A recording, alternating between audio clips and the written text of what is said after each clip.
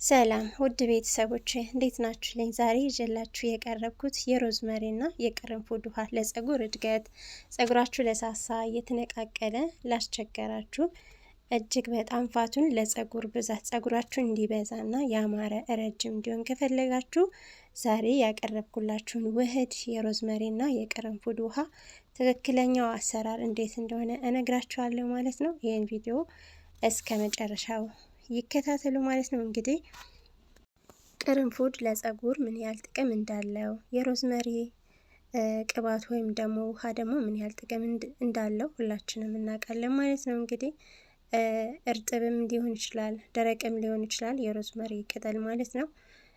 ያው ለቅባት ነው እንጂ እርጥቡ ትንሽ እንትን የሚል ለውሃው ምንም ችግር የለውም። ስለዚህ እኔ የሮዝመሪ ቅጠል እርጥቡን ነው የማዘጋጀው ማለት ነው። የምፈልገውን ያክል ቀንሽ አደርጋለሁ ማለት ነው። እንዲሁም ደግሞ የቅርንፉድ ውሃ እንዲሁም ደግሞ ማለት ነው። ስለዚህ ሁለቶችንም አንድ ላይ አድርግና አዘጋጃለሁ ማለት ነው። እንግዲህ ፀጉራችን ሊሳሳ ይችላል፣ እንዲሁም ደግሞ ሊነቃቀል ይችላል እና ይህን ሁሉ ተግባራዊ አድርገን ብንጠቀመው እጅግ በጣም ፋቱን ነው ማለት ነው። ከግንባራችን ለሸሸ ግንባራችንን እንትን ብንለው እጅግ በጣም ለፀጉር እድገት ተመራጭ ነው ማለት ነው። እንዲሁም ደግሞ ፀጉራችን ያበዛል። እንግዲህ ቅርንፉድ እጅግ ባለብዙ ጥቅም ነው። እንዲሁም ደግሞ የሮዝመሪ ደግሞ ባለብዙ ጥቅም ነው ማለት ነው። በውሃ መልኩ አድርገን ደግሞ ስንጠቀመው አለመታጠብም እንችላለን ማለት ነው። ከተቀባን በኋላ አለመታጠብ፣ እኔ እንደዛ ነው የምጠቀመው። እንደዚህ የተወሰነ ለቅለቅ አደርገዋለሁ። የሮዝመሪው እንትን አቧራ ምናምን ካለው እንዲለቀው በውሃ ለቅለቅ አደርገዋለሁኝ ማለት ነው። ስለዚህ እንደዚህ ለቅለቅ ካረኩ በኋላ የሚበቃኝን ያክል እኔ እንግዲህ አሁን ለሁለት ነው የሰራሁት። ምክንያቱም ቀንሼ አንድ ከታጠብኩ በኋላ ከኮንዲሽነር በኋላ ለቅለቅ የምልበት ነው። ሁለት ደግሞ በስፕሬ አድርጌ ሁሌ በየቀኑ የምጠቀመው ነው። ማሳጅ እያደረግኩኝ አልታጠበውም ማለት ነው። ስለዚህ እንደዛ አድርጌ ነው የምጠቀመው። ፀጉራችን ለሚሳሳብን የፀጉር ብዛት የምንፈልግ ሰዎች እንዲሁም ደግሞ ከግንባራችን ለሸሸ እንደዚህ መጠቀም እንችላለን ማለት ነው። እንዲሁም ደግሞ ትንሽዬ ቀረፋ አረግበታለሁ። ሽታው ተውኝ እንደዛ አድርጋችሁ ብትሰሩት ማለት ነው። ሽታው በጣም የሚገርም ነው የሚሆነው ማለት ነው። ለፀጉራችሁም ሽታ አያመጣም። የሮዝመሪው ሽታ፣ የቅርንፉዱ ሽታ፣ የቀረፋው ሽታ አንድ ላይ ተደባልቆ እጅግ በጣም መዓዛ ያለው ነው የሚሆነው። ሽታው ራሱ ተቀብታችሁት አለመታጠብ ነው ማለት ነው። እኔ እንደዚህ ስሰራ አልታጠቡም በፍጹም ማለት ነው። ምናልባት የሩዝ ውሃ ልታጠበው እችላለሁ፣ እሱ ትንሽ ድርቀት ስለሚያመጣ ማለት ነው።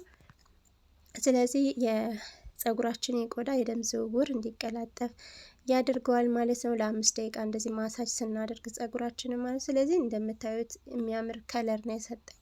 ያው ካሜራው ነው፣ እኔ በገዛ በስልኬ ይዤ በአንድ እጄ ስለምቀርጽ እንደዚህ ጨለማ ይሆናል ማለት ነው። ያው ቦታውም ስለማይመች ነው ለቪዲዮ አቀራረጽ።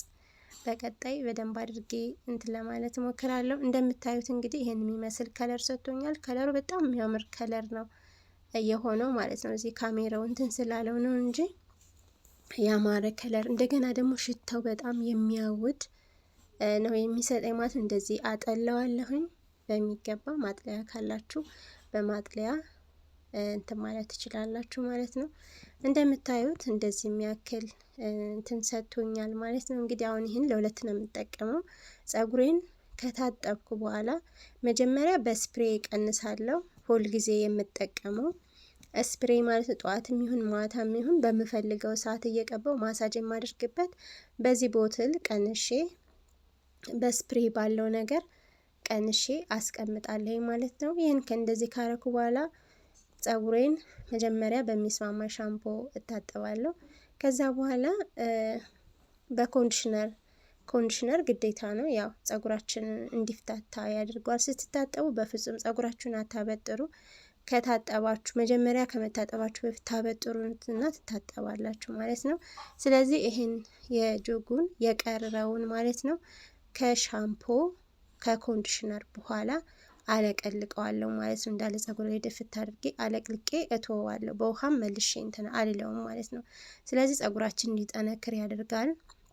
ጸጉራችን ውፍረት እንዲኖረው ያደርጋል፣ ብዛት እንዲኖረው ያደርጋል ማለት ነው። አሁን እኔ ይሄ ከታጠብኩ በኋላ ኖርማል ሁሌ የምጠቀመው ነው።